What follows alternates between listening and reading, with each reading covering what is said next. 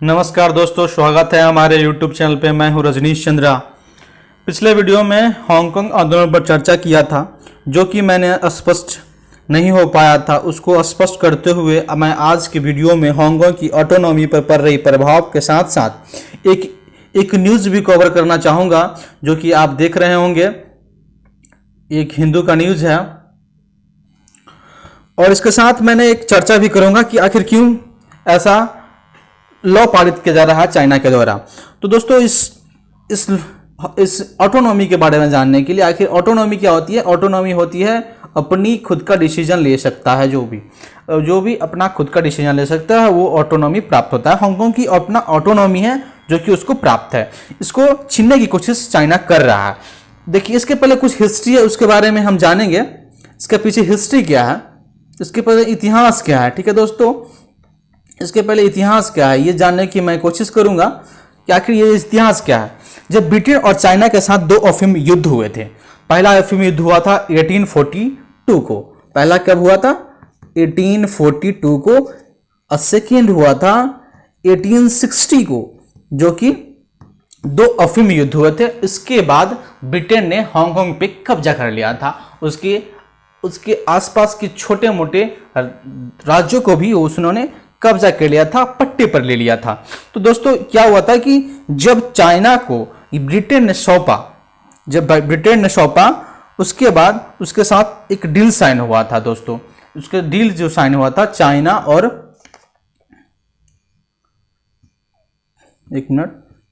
और ब्रिटेन के साथ एक डील साइन हुआ था। इस ब्रिटेन का नाम था सिनो ब्रिटेन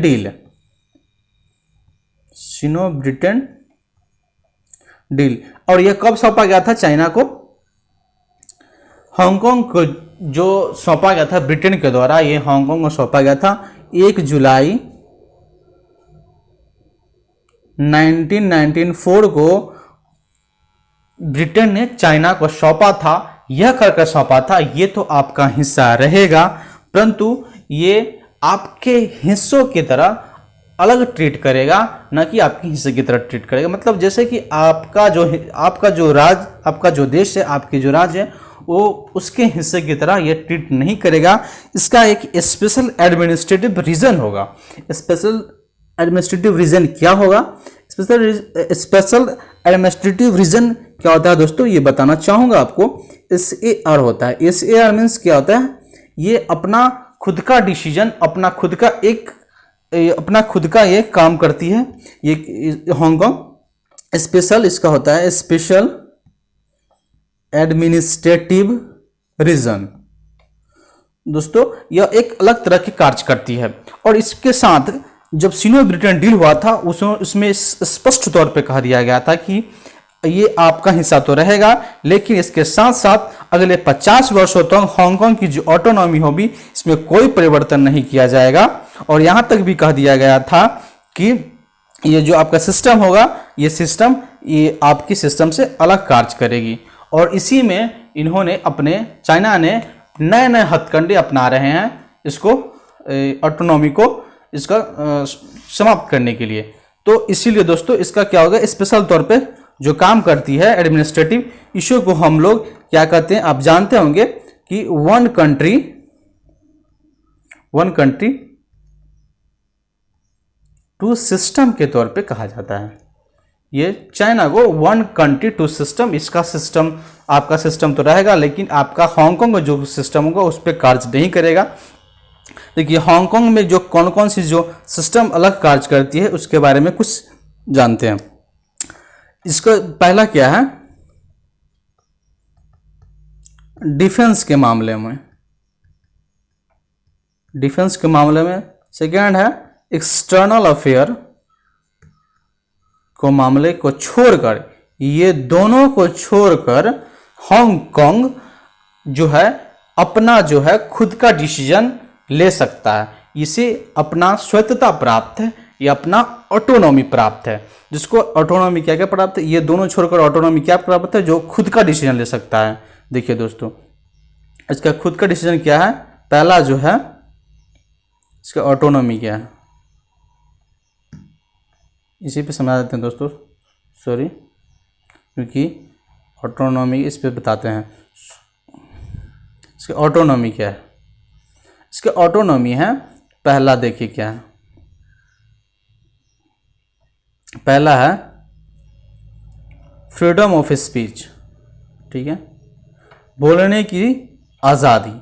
उसके बाद कैपिटलिस्ट के लिए, जुडिशियरी के लिए, और यह ट्रेड को मामलों में भी ये अपना खुद का डिसीजन ले सकता है।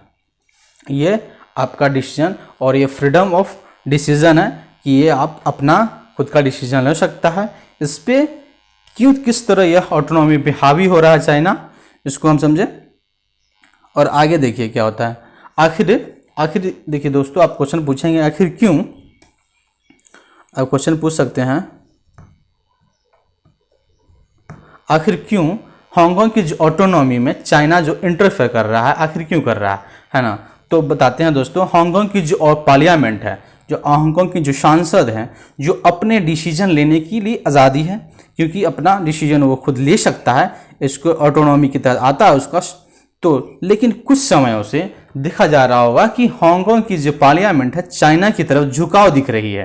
दोस्तों ये जो चाइना के जो भी हथकंडे अपनाते हैं, ये अपने दमनकारी नीतियों से अपनाते हैं। देखिए क्यों झुकाव दिखाई दे रहा है, क्यों चाइना जो है अपने पार्लियामेंट से दूसरे पार्लियामेंट में क्यों झुका दे रहा है। क्योंकि ये समझें, क्योंकि हांगकांग की जो कोई भी नागरिक चाइना के जो खिलाफ होती कार्य करेगी, चाइना के खिलाफ अगर कार्य करेगी, चाइना के अगर विरुद्ध में आप काम करेंगे, तो आप ये क्या होगा, राजद्रोह, देशद्रोह कराएंगे या राजद्रोह कराएंगे।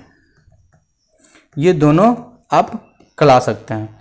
इसके लिए वो घोषित करने के लिए हांगकांग की जो पार्लियामेंट में यह पारित हुआ, उसके बाद कितने सारे आंदोलन हुए और कितने सारे प्रोटेस्ट किए गए। जैसे कि आप जानते होंगे कि हाल ही में अम्ब्रेला आंदोलन प्रोटेस्ट हुआ था, साइलेंट प्रोटेस्ट हुआ था, स्टूडेंट के द्वारा प्रोटेस्ट किया गया था, जिसको साइलेंट आंदोलन हुआ था, अम्ब्रेला आंदोलन हुआ था, जो 2014 में किया गया था। ठीक है दोस्तों, और एक बात और मैं साफ कर दूं कि जो हांगकांग जो है हर वक्त अपने प्रोटेस्ट के लिए चर्चा में रहता है, जो कि आप देखते होंगे टीवी वगैरह या न्यूज़ की तरह देखते होंगे, आप लोग पेपर पढ़ते होंगे। तो आखिर इसमें क्वेश्चन भी है, आखिर क्यों इतना बड़ा मुद्दा बनता है दोस्तों कि हर वक्त ये चाइना जो है क्यों इस कदर हांगकांग को अपनी दमनकारी नीतियों के तहत हटकंडे अपनाना चाहता है। इसके पीछे बहुत सारा कारण है दोस्तों, क्योंकि देखिए शॉर्ट में दिखाया गया है कि जो इसके एग्जीक्यूटिव कैरी लैम हैं हांगकांग की, जो प्रेस कॉन्फ्रेंस कर रहे हैं।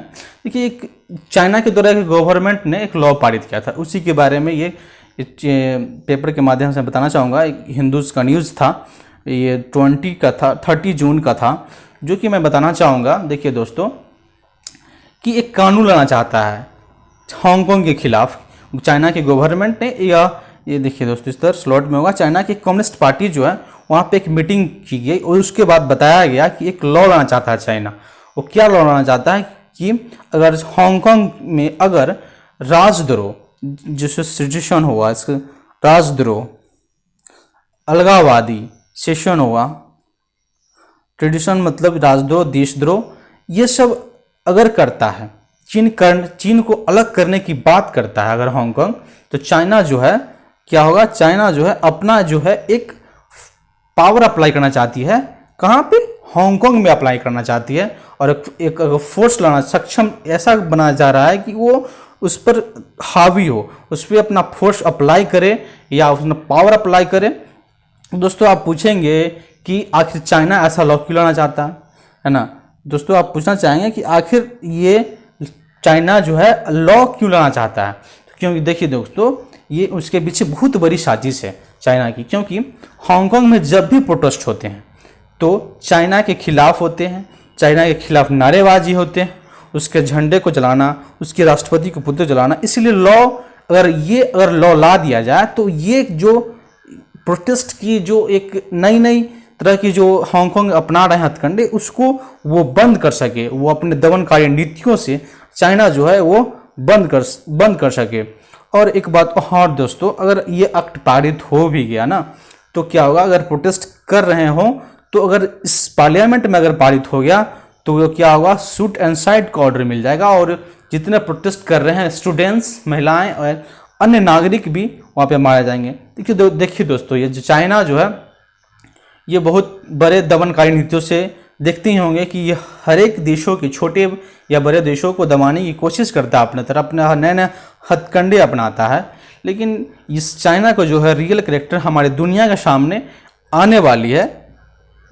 बट अब यह दुनिया को सामने लाने के लिए एक थोड़ी सी साजिश चल रही है कि आखिर चाइना को इसे अपने ही हथकंडे में कैसे फंसाया जाए। लेकिन अभी ऐसा यूएसए के डोनाल्ड ट्रंप ने भी एक बयान दिया था कि अगर चाइना हांगकांग के बीच हस्तक्षेप करते हुए बोला था, अगर चाइना सिनो ब्रिटेन डील को नहीं मानता है तो उस पर भी एक आत्मघात हमला किया जाएगा या उसके लिए बहुत बुरा होगा। इसके लिए उन्होंने अपना स्टेटमेंट दिया था। सो दोस्तों यही है। देखिए दोस्तों, हांगकांग की कहाँ पे है हमारे वर्ल्ड पे। दोस्तों देखिए, ये हांगकांग की यहाँ पे मैप पे है, यहाँ इंडिया है, इंडियन ओशियन, पैसिफिक ओशियन, ये है चाइना के PRC,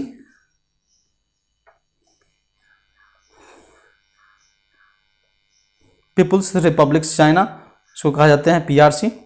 ठीक है दोस्तों, तो इस कदर ये अपना दबदबा बताना चाह रहा है। सो दोस्तों आज तक इतना ही। अगर आपको ये वीडियो अच्छी लगी हो तो प्लीज़ दोस्तों सब्सक्राइब कीजिए, लाइक कीजिए, शेयर कीजिए और फिर मिलते हैं अगले नेक्स्ट वीडियो में नेक्स्ट इशू के साथ। So thank you for take care, bye.